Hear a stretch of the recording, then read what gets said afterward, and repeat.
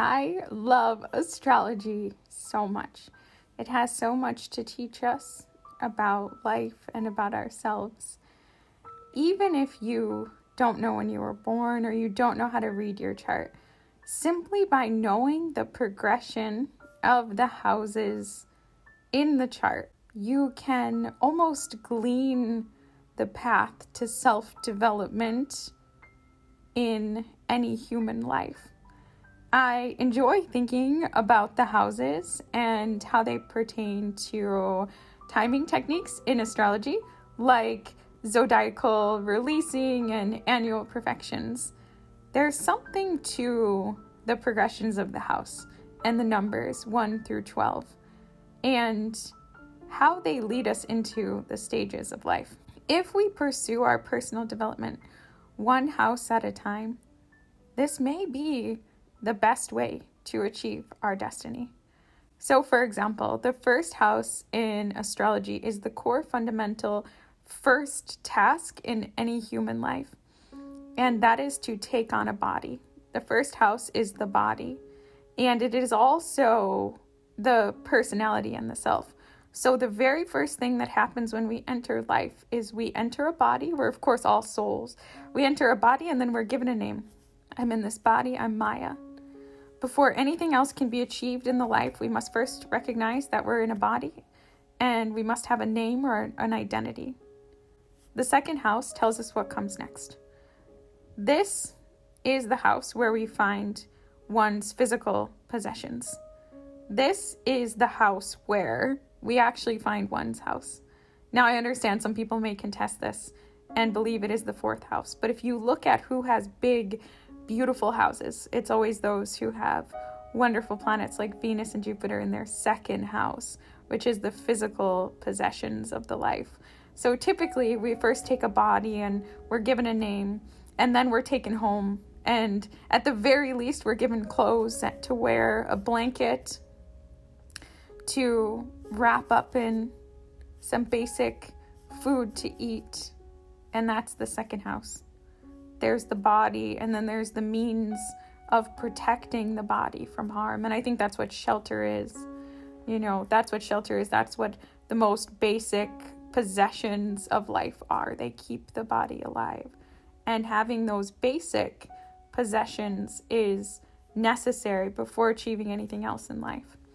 Next, we have the third house. This is language and thought. This is learning and discovery. So before we can achieve the other things in life, like our career or our relationships, first we must understand who we are. We must have our basic physical needs provided for, and then we must understand how to communicate, how to convey our ideas. I think we find basic language, like learning to say, hello, how are you? And basic exchanges in the third house. Next, we enter into the fourth house. This is a house in astrology that I find to be a little bit mysterious and perhaps misunderstood. It's certainly our family, but I think it's much more than that.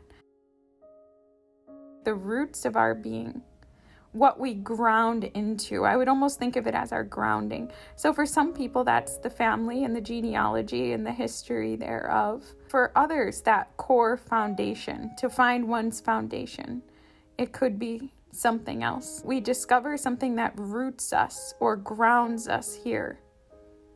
I think of the fourth house as being the security in the night, because it's actually found in the darkest part of the chart. The top of the chart is where the sun is the light of day, and the bottom is darkness. What helps us survive the night? What is our grounding or anchoring?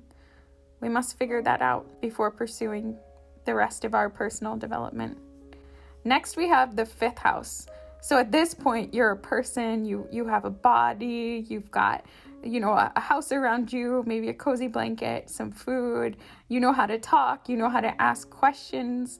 There's something that's grounding you here, what you're belonging to, possibly and very likely your family of origin that surrounds you. And then you discover what you enjoy. You discover what's fun, and with all of those needs taken care of, maybe you begin to dance, or you begin to paint, or you discover a sport, or you start to begin to enjoy life. And that's what we find in the 5th house. Now, this next point to me is very interesting, because what comes after the 5th house, after discovering fun, is this is our house of health, and this is our house of daily rhythms. And this is where we often find, I think, with children, they start school. In order to continue on and pursue higher things in life, I must wake up at the same time every day, have a regular bedtime, learn to choose healthy food, brush my teeth. I must have rhythms to life. And I must have an appreciable, at some point when you're a child, right? Your nutrition and things, it's not in your own hands, But there's this point of, if I want to pursue the higher things in life, I must take care of these mundane facts of life. I must have stability. All that occurs in the span of any life of greatness occurs within a routine and within a structure. Everyone has 24 hours in a day, and what we achieve in our life is dependent on how we measure and divide that time. And that's what we find in the 6th house. A lot of people, I think, in life struggle to pursue higher matters because their 6th house isn't taken care of. They haven't quite figured out what to eat to feed their body, in a way that results in health, or how to divide their time, or they haven't become disciplined in going to bed or waking up for all these things. But the chart says that this is necessary. This is essential before everything else, before relationships, before psychological realization, before career, before all of it. We must master all the first 6 houses in the personal sphere before truly engaging in a meaningful way with others. After the 6th comes the 7th. Once we've become healthy within ourselves and we have our own rhythms stabilized, we have a rhythm and a beat to our daily life, and we've structured our time such that we may be able to do all that needs to be done while having time left over, then and only then do we establish those close one-on-one relationships. Once we are structured, we can bring someone else into our structure in the time which remains. And that's what the 7th house is all about. Some people say it's the house of marriage, but it's not just that. Anyone with whom we have a very close personal relationship is found in the 7th house. Those that join us in the daily rhythms, where their daily rhythms and our daily rhythms coalesce together, that's the 7th house.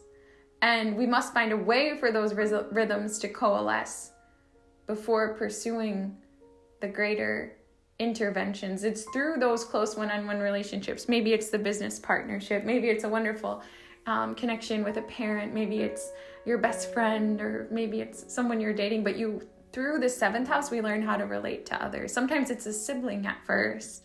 They teach you how to relate to another person. And that's the beginning of your relation to everyone else in the world. Next, we have the 8th house. This is the introduction to the depth and the mysteries. This is where we learn to share. It's one thing to 7th house with someone and spend time together every day. And that's a beautiful thing, and that's the introduction to the world outside of just our own self. But to 8th house with a person is a different thing altogether, and that's the realization that that person in front of you is something so much more than just their body and their name and the way that they talk to you. But there is depth in that person. There is life-transforming depth in that person. They have secrets. They have darkness, they have light, they have mysteries. There's a part of them that isn't known to everyone. But after you form that 7th house bond, if you play your cards right, those secrets will be revealed to you. And it is the revelation of those secrets and the learning to share those things which are typically kept private. That is the core realization of the 8th house. After discovering that there are indeed mysteries which lie deep within that other person, we're then introduced to the 9th house, which is the quest. the journey to discover the truth, we realize that there is a greater truth. There is something more than what we've observed through the deep connection with those that we're closest to. And then if we're lucky and we've made it to this part of our personal development, the quest for something more begins, the quest to learn more. We have a spark to discover, to put in the hard work over the long term, to gain wisdom. Sometimes that wisdom comes through study, sometimes it comes through religion, sometimes it comes through traveling the world, but we realize there's something more and we begin the quest.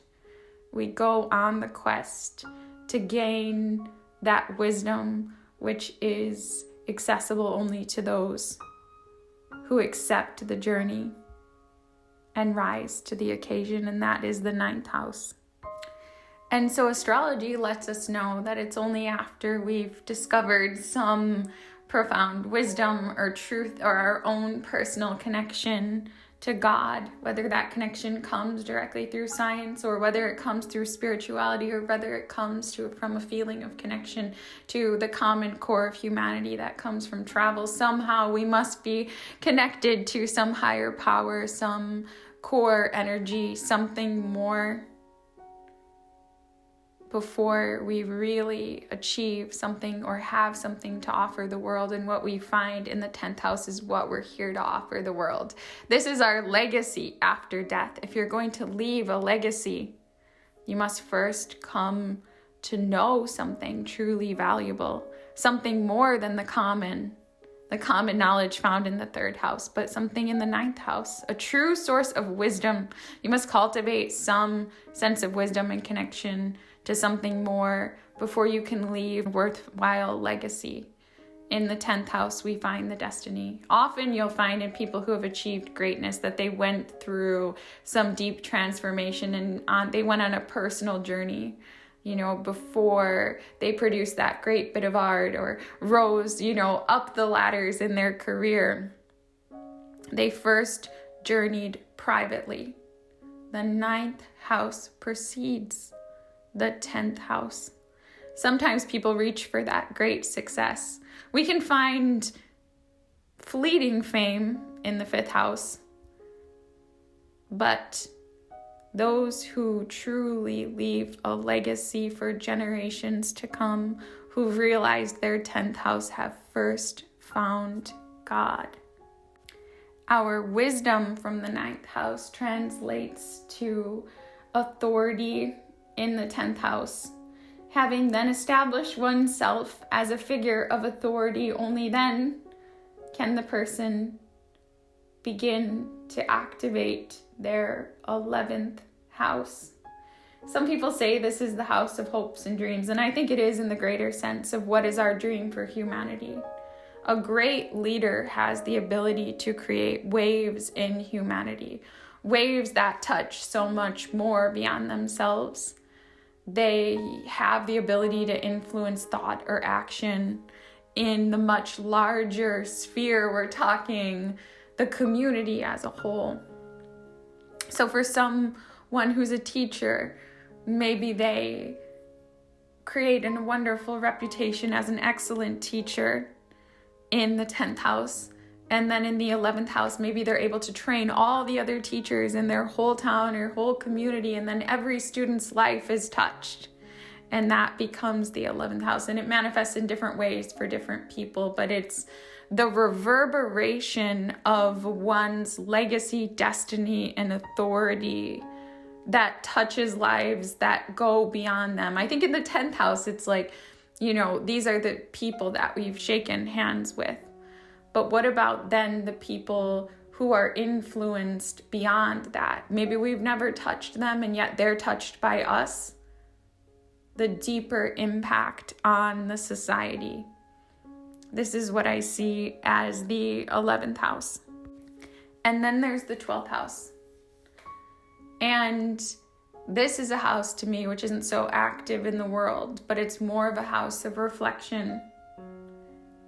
after giving away the gift that we worked so hard to cultivate in the 11th house, and that's what the 11th house is, it's how we're going to give it away to benefit humanity.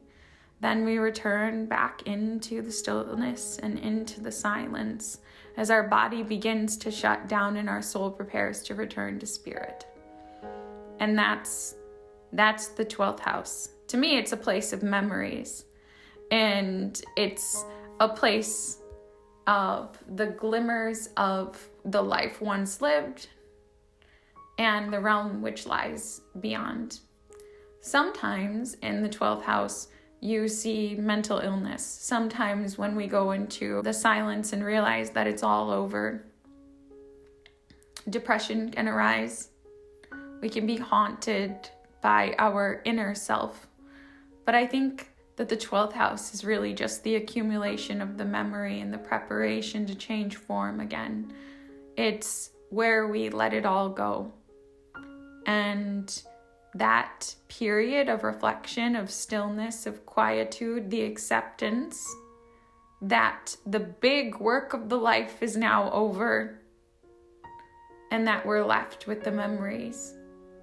This is the culmination of the chart. So I hope that today you've enjoyed my take on what the chart has to teach us about one's personal development in life and how it unfolds. If you've enjoyed this video, please do consider subscribing or coming back for more videos here. It's been wonderful to spend this time with you on this amazing day, and I wish you great blessings on your journey.